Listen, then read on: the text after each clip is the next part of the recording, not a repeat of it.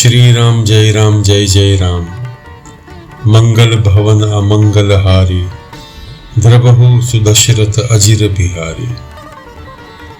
बाप राम राम।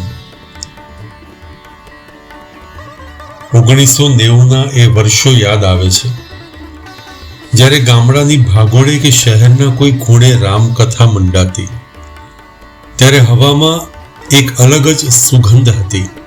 એ સુગંધ હતી શ્રદ્ધાની, એ સુગંધ હતી સમર્પણની। આજે મારે સુંદરકાંડની એ સુંદરતા વિશે વાત કરવી છે જે હનુમાનજીના હૃદયમાં વસે છે। સુંદરકાંડ એટલે માત્ર એક પાઠ નથી, પણ વિજયનું શાસ્ત્ર છે। જ્યારે જીવનમાં ચારે બાજુથી અંધકાર ઘેરાયેલો હોય, જ્યારે લાગે કે હવે કોઈ રસ્તો નથી, ત્યારે સુંદરકાંડનો આશરો લેજો બાપ।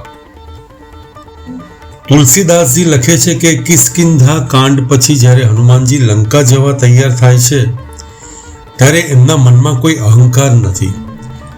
જામવંતજી જ્યારે એમની શક્તિ યાદ અપાવે છે, ત્યારે હનુમાનજી હવામાં ઉડતા પહેલા જમીન પર ઝૂકે છે।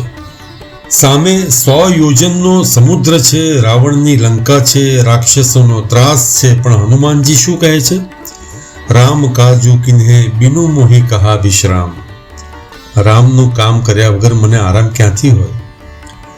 આપણા જીવનમાં પણ નાના નાના સમુદ્ર જેવી મુશ્કેલીઓ આવે છે।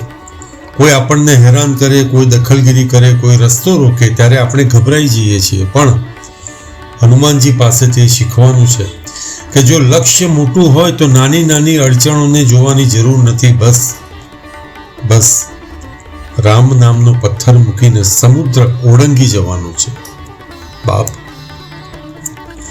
જેની પાસે રામનો ભરોસો છે ને બાપ, એ દુનિયાનો કોઈ સમુદ્ર એને ડૂબાડી નથી શકતો। જેની પાસે રામનો ભરોસો છે એને દુનિયાનો કોઈ સમુદ્ર ડૂબાડી શકતો નથી બાપ। શ્રદ્ધા એવી રાખજો કે પથ્થર પણ તરી જાય। આજે 2026 ચાલે છે, સમય બદલાયો છે, સાધનો બદલાયા છે, પણ સાધ્ય તો એ જ છે। પરમાત્માની પ્રાપ્તિ આપણે 24 કલાક મહેનત કરીએ છીએ, દોડીએ છીએ, પણ શું કામ? નામ માટે, કામ માટે, પૈસા માટે? એ બધું જ મળશે, પણ જો પાયામાં રામ હશે તો જ એ ટકશે।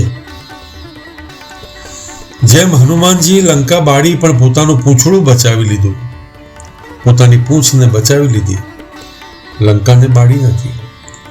એમ દુનિયાની જંજાળમાં રહેજો, કામ કરજો, મહેનત કરજો, પણ તમારા હૃદયમાં રહેલી ભક્તિની જ્યોતને બુઝાવવા ન દેતા।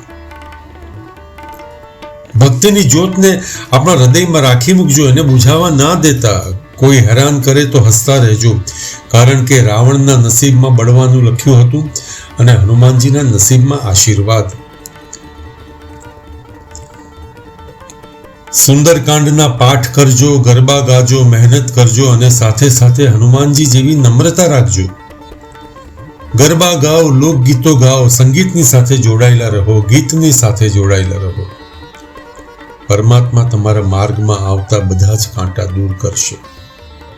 બોલો સિયાવર રામચંદ્ર કી જય, પવન સુત હનુમાન કી જય, ઉમાપતિ મહાદેવ કી જય। જય શ્રી રામ।